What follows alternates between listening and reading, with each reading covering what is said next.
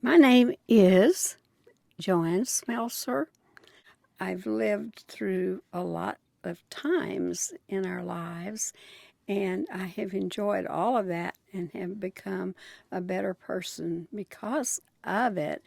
And I really appreciate your arranging for me to participate in this discussion, and I thank you for that. Well, we're doing this to find out a little bit about your life. So I'm going to start off today asking you to tell me about your father. I will be happy to tell you about my dad, and I will probably refer to him as Daddy. Um, he was born on March 15th in the year 1905. His parents were immigrated from Germany. They came in the late 1800s and settled in the Page area.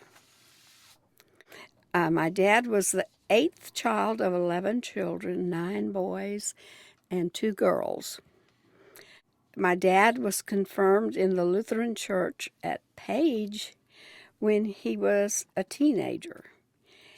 In the beginning of the Depression in 1929, he married my mother, Alma Franz, and they made an agreement between the two of them shortly after they were married that they really wanted to farm, and they moved to the Grassville area, where they rented 3 separate farms before they finally purchased a farm near Smithville in late 1941, where they worked very hard. They were successful, diversified farmers, and they went from having mules to having tractors.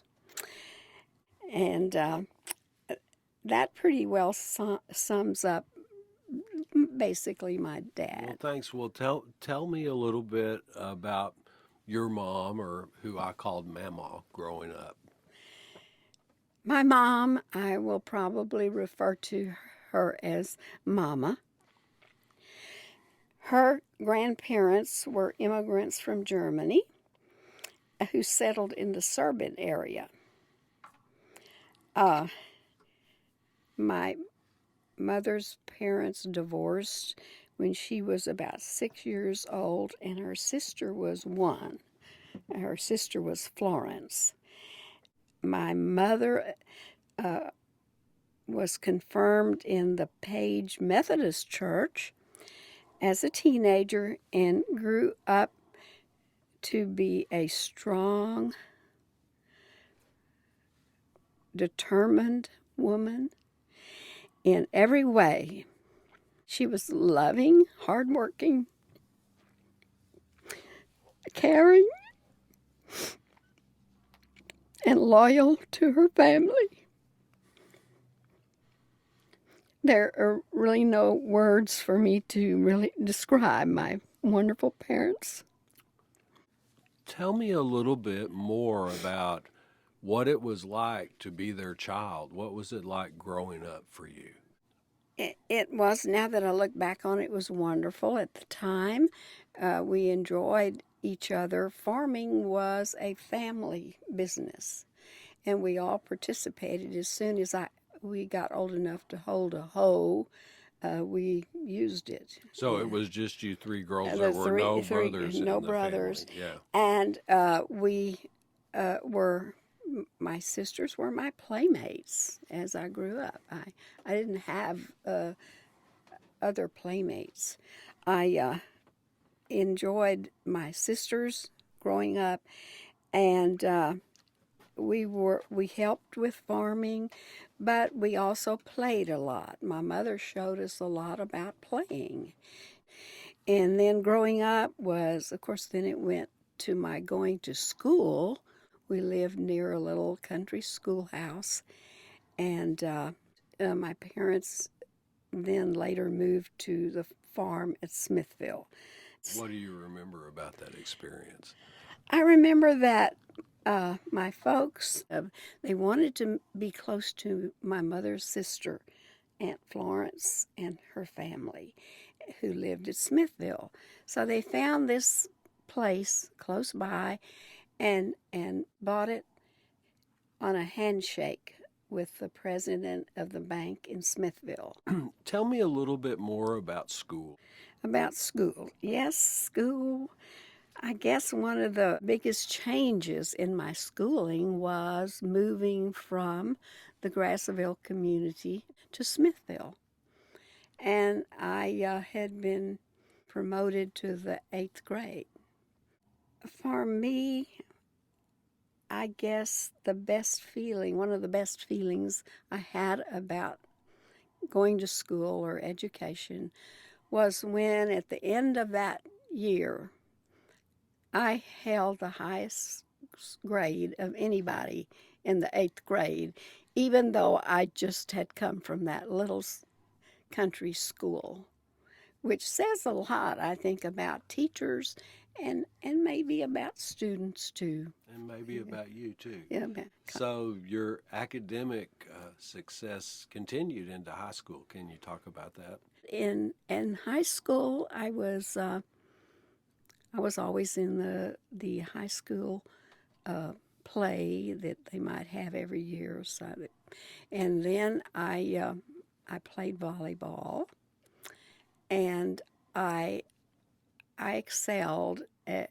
I usually always made the highest grade. I was the valedictorian of my class. Do you recall the number of your grade point average, or 98.6 was my average. that was the average time. of all your grades through high school? Right, all through high school. So after you graduated from high school, you went to business school, didn't you? That's right. After a year at the university, during which I made the Freshman Honor Society, I decided to go to business college.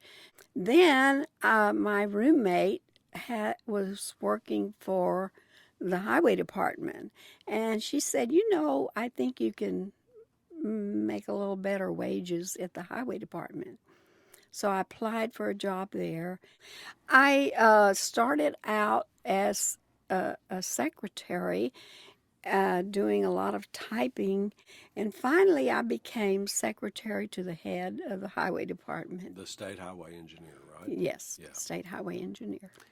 How long did you end up working at the highway department? 35 years. And you retired from there? Right. During which time, you were born, Terry was born. Well, maybe talk a little bit about who you're married to. I know you're very in love with your husband, and tell me a little bit about your marriage to Aubrey Smelser. Well, my first marriage was to John Blincoe, who is the father of Rick and Terry. Yes. 10 years. It was a very sad thing when he passed away. 4 years later, Aubrey and I were married. And now that I look back on it, those 4 years prepared me, Rick, and Terry for my marriage to Aubrey. And Aubrey it's hard for me to say, he's a wonderful man. He's a Christian. So how many years have y'all been married now? We've been married now only 48 years.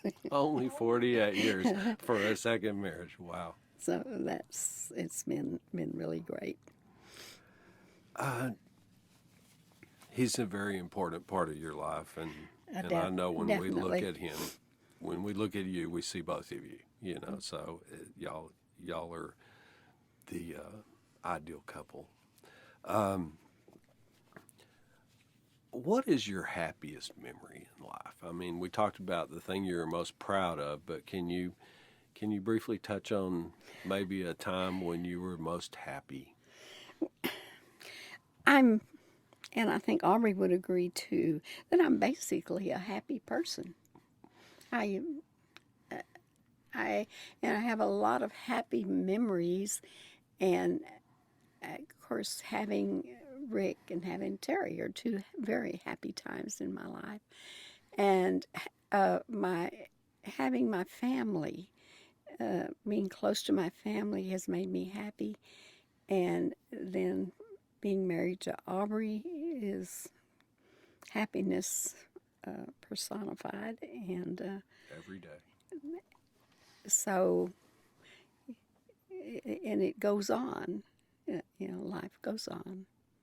If you could pass on one bit of advice to your family about life, what would that be? That was one of the questions that was very important for me to answer. And what I would say is face the realities of life, and with faith in God, prepare yourselves mentally, morally, and physically to face whatever the future holds. We are all God's children. That's what I would say. There's so many things you could say that it would fill a book. And your life has been so full and complete, it's impossible to really get into each one of the little chapters in a short time that we have here today. And as we reach I'll be 84 in March. My husband, Aubrey, will be 88 in March. And so we know that our experiences can be meaningful to our families, and that we look forward to the times ahead and whatever is given to us to live. Well, Mom, you know that your family loves you very much. We all adore you. We're a close family, and you're the central glue that holds so many things together. And I just want to thank you. It's been my pleasure.